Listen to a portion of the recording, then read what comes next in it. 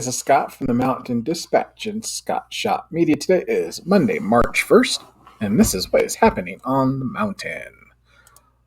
Not a whole lot of traffic going on today. Projects to report, one going on right now in the Big Bear Lake area, and then the ongoing overnight project on the bottom of the 330 transitioning to the 210. Weather is going to look pretty decent, a little on the chilly side. Our high wind warnings have expired. The next chance of weather is going to be this Wednesday night. The strongest chance for maybe a dusting of snow, maybe an inch or two at higher elevations. It's a pretty weak storm, but it is cold. So we'll keep you posted as the system arrives. Of course, due to lack of moisture for the last 4 weeks or so, at least any new moisture, and the wind events, several wind events in the month of February, we are at a low fire risk for the next 7 days. We'd like to see that as a no fire risk, but low is better than the alternatives. And the San Bernardino National Forest floor is still under a moderate fire danger, so those restrictions that go along with that are still in place. There were 17 crimes reported on the mountain since Friday. Post graphics so that you can see where those crimes were and what they were. If you saw any activity in your neighborhood over the weekend, you can see why. Currently, Southern California Edison is reporting 5 power outages, all maintenance outages. It's affecting about 75 customers.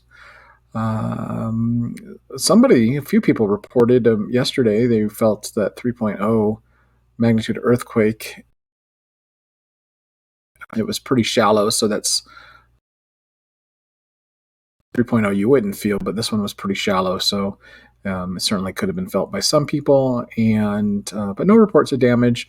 But 5 different earthquakes, 1 in Running Springs, 4 in Big Bear, all reported in the past 48 hours. So it's just a good reminder, although none of these are anything to be alarmed about, just a good reminder to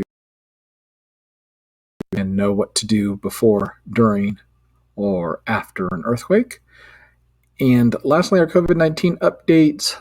No new stats to report yet today. It's a little early, but over the weekend, Saturday and Sunday, we had 15 new cases reported over the weekend, which brings us to about 45 active cases on the mountaintop, and unfortunately 1 new death reported over the weekend, and that was in the Big Bear Lake area. So that's all that I have for you now. If you had a few minutes to stick around, we'll go into greater detail, starting with that traffic. Over here in the Big Bear Lake area, you're down to 1 lane and traffic control until about 3 o'clock this afternoon for some maintenance operations on the 18 between Talbert and Cienega. And then overnight tonight, you might lose an interchange from the 330 to the 210 eastbound, westbound to 5 o'clock tomorrow morning as CalTrans is widening the freeway down there, and they may need to take that interchange up for construction activities. But no major incidents to report. Weather is going to look fairly decent for the next couple of days. But Wednesday, we have about a 20% chance of some rain or snow at higher elevations, increases to about 40 or 50% overnight. The system, it's a weak system, weak low pressure system sliding into the area. Should be a little on the colder side, so if the system does materialize, it is likely maybe just an inch or two at higher elevations, and once that storm leaves, we are left behind with some spring-like conditions. Nothing hazardous to report from the weather. We will see some rain. We will see some winds associated with the system coming. More wind over the weekend. Another weak Santa Ana-like condition coming in on Saturday, and then maybe another one on Tuesday. But they don't appear to be as strong as this past one. If you were paying attention, we had a 98 mile an hour wind gust clocked at Marshall Peak, which is the hang glider launching place just below Crestline, so right off the 18 there. So strongest winds in the region were reported on the San Bernardino Mountains. No fires to report. right now, and for the next 7 days, we are under low fire risk. Certainly, little to no fire risk is better, but so we'll take that. Hopefully, we'll see this go down again to little to no after this week if we do get a little bit of snow, a little bit of rain on the ground. But it usually takes a lot more than just an inch or two of snow to change things significantly. Especially with all this wind that we were having. We had like 3 or 4 Santa Ana wind events in February, and that dries us out pretty quickly. The San Bernardino National Forest floor is under moderate, and I didn't get an updated graphic for June. Now that February is over with, but March, April, and May still remains about average fire risk if you're looking out long term. We had 17. 7 on the rim side, 10 on the Bear Valley side.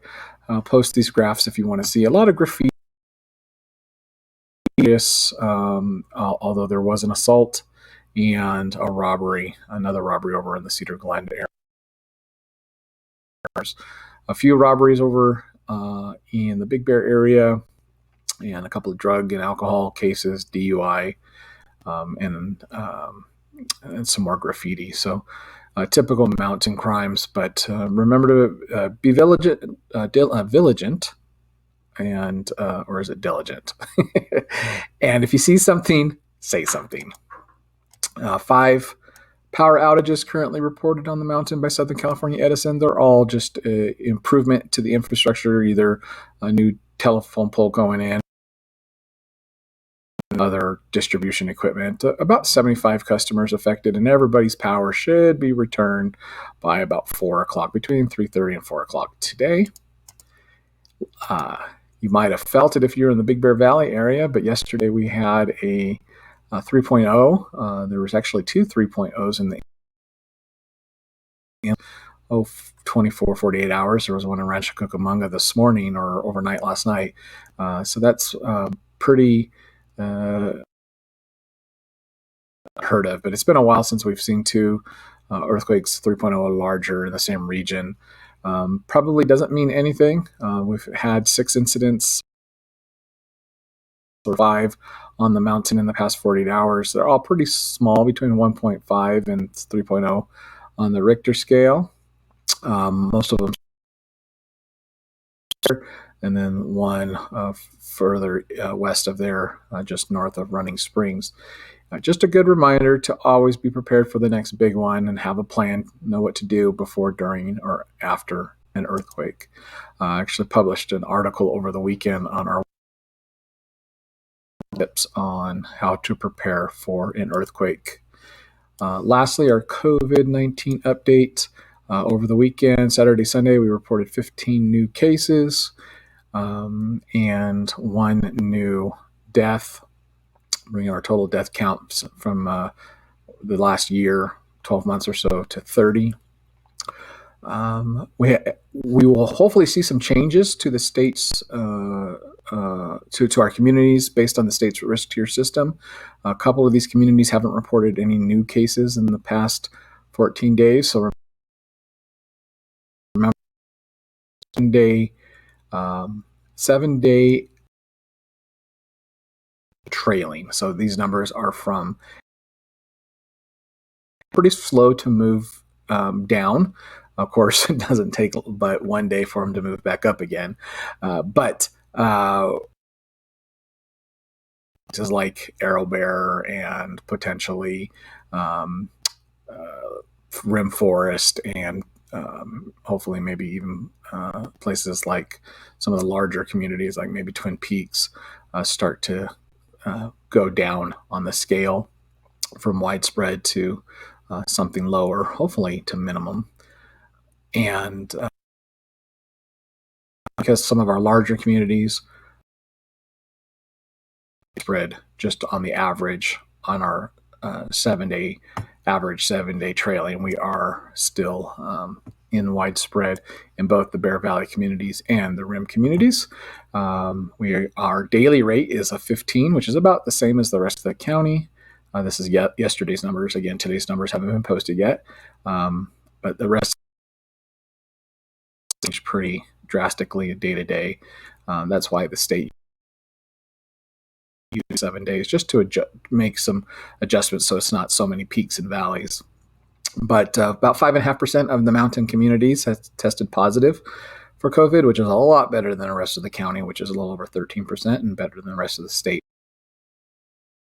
So we are trending in the right direction. Things are looking definitely optimistic right now.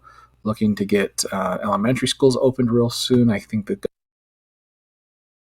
second grader will be able to start going back to school in the state real soon. I think Rim Unified and probably Bear Valley will follow suit.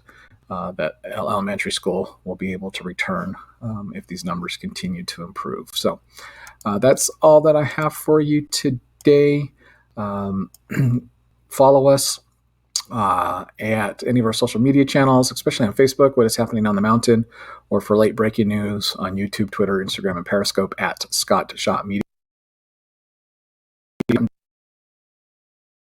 where you can get daily updates of our in your inbox of our stories, especially the safety tips that we've been providing on fire safety and earthquake safety and electrical safety, all the neat stuff that we report on every day.